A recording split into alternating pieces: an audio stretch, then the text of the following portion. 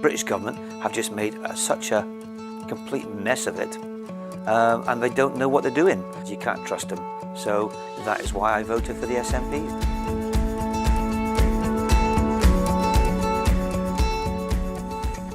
I'm 66 years of age, and I was actually born, believe it or not, with my accent in Glasgow, a place called Penlee. I've lived in England a fair amount of my life, moved up to Scotland in 1976 when I left the army, and I've been in Scotland ever since. I have always classed myself as British. My parents have always classed themselves as British. When I was in the Paras, we were all marched down on voting day and we were told to vote Labour because Maggie Thatcher was disbanding the regiment, and you did what you were told. I was basically, I would have to say, a Conservative voter. I did dabble in Labour years ago, but generally it's been Conservative. Her authority in Parliament is strong because everybody knows if she wanted to, she could go and put to the sword quite a few Labour MPs. And Labour has had enough misery, I think. We're related to Fraser Nelson. He's my nephew. If you meet him, he's very nice. Got some accent. I don't know where he's got it from. But he's a real sound guy. And I have to say, the wife, when she goes to all the meetings, she meets all the SNP leaders and this sort of thing. And of course they know Fraser very well. So they always tweet him saying that Aunt Patsy's saying hello, how are you? And she's become quite famous that way now.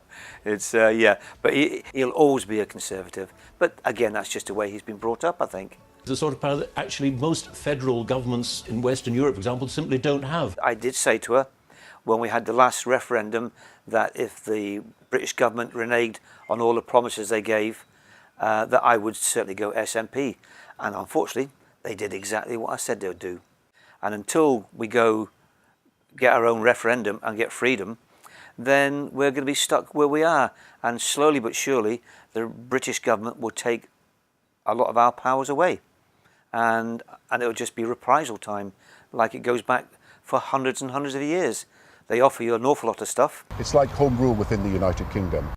And when you say yes to them, they take it away in the other hand. And we never learn. We never learn by our mistakes in Scotland. And it's about time we did. And I have a sneaking suspicion that actually you won't see too much difference on either side of the border on this one. Two reasons I voted to leave was, one, I'm not very pro-European. I couldn't see Germany. I thought they were bullies trying to tell us what to do, and France just followed suit.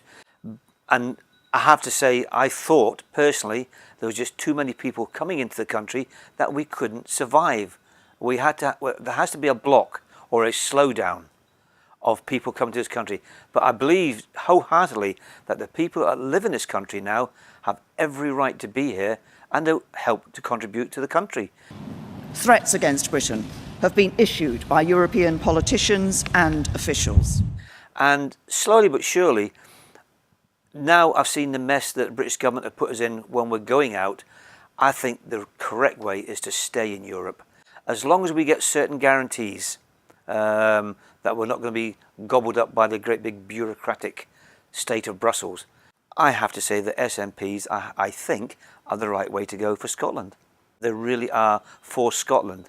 They seem to have a very good mandate for what they want to do. But it's, unfortunately, again, it's getting past the British government. Because I work for a company, I'm a security officer, but I work for a company in any case with the oil.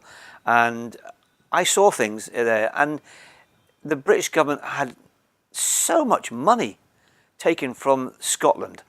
And as far as I can see, hardly any of it was ever put back again. We have so much diverse stuff. It's just not oil. I mean, we have the whiskey, but we also have lots of engineering companies in Scotland. I mean, if you come to Aberdeen and go around all the estates, it's not all about oil.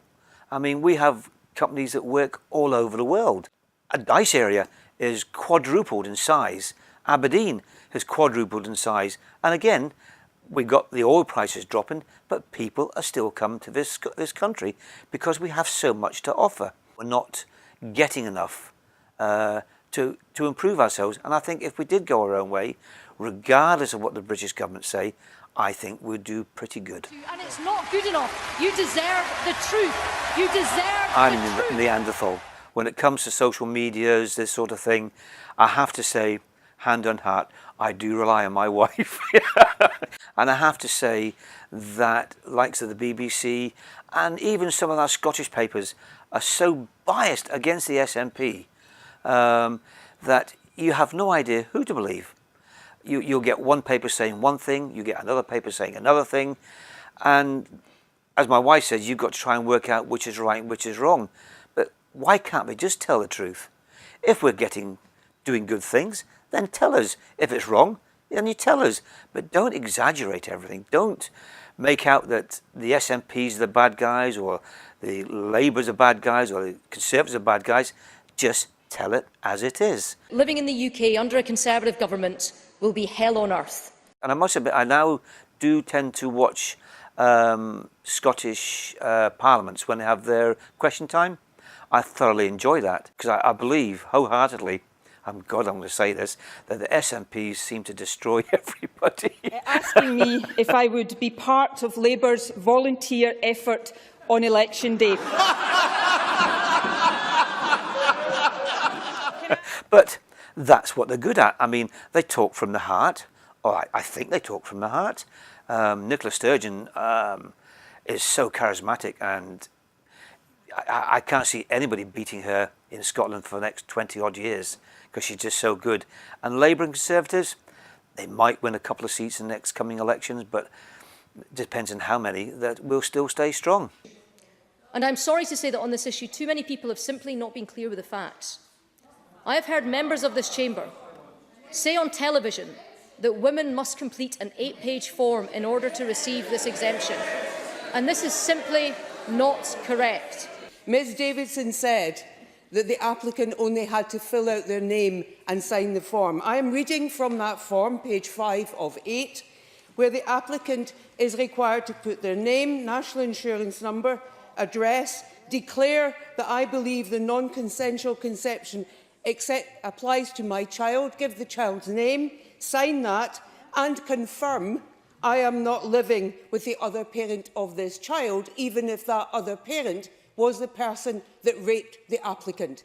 So accuracy in this debate, above all else, surely is in our standing orders. Dugsdale and her, I just cannot stand. I just don't like them. I mean, some of the stuff, you listen to them when they're in Parliament, and it's just a load of hogwash. I honestly don't understand what we're talking about. They're not talking for the Scottish people. They're just talking for the British government. And that's as far as it goes. And they've got nothing constructive to say or do. They spout a lot of things about what they do and what they don't do, but they don't really do anything. I mean, SNPs just wipe the ground with them every time. I say to the SNP, now is not the time. Again, if somebody who's like me who doesn't know, they should really, if they've got somebody who can help them, really look into it. You know, check everything out. Listen to what the SNP are saying. Go onto the computer, check backgrounds, see what their promises were, and you'll probably find, I have to say, 75–80% of all the things the SNP have said they will do, they have done their best to do. And I don't think they're a big-headed people. I think they're just normal folk trying to do a good job for their country. I will be voting yes.